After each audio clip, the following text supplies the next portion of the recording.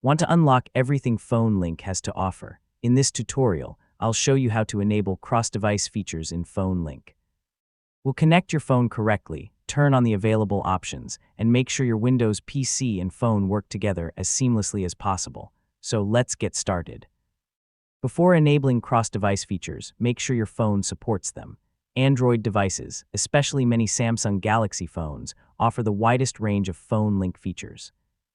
iPhones support a smaller set of features such as calls, messages, notifications, and battery status. Open PhoneLink on your Windows computer and connect your phone if you haven't already. Sign in with the same Microsoft account on both devices and complete the pairing process. During setup, allow permissions for notifications, contacts, messages, photos, Bluetooth, and any other requested access. These permissions are required before PhoneLink can enable many of its cross-device features. Yeah, it's worth allowing them if you plan to use these tools. Open PhoneLink settings and review the available features for your device.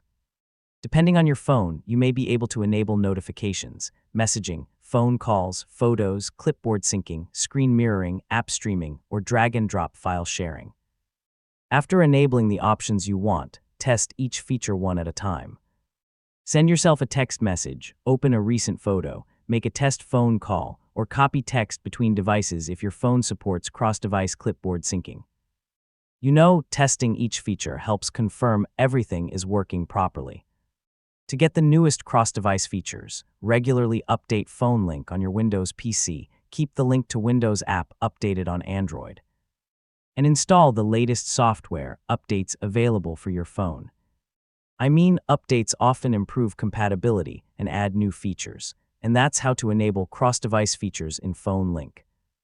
Once everything is configured, your phone and Windows PC can work together much more smoothly, helping you stay productive without constantly switching devices. Thanks for watching. Don't forget to subscribe for more Windows tutorials and practical technology guides, and I'll see you in the next video.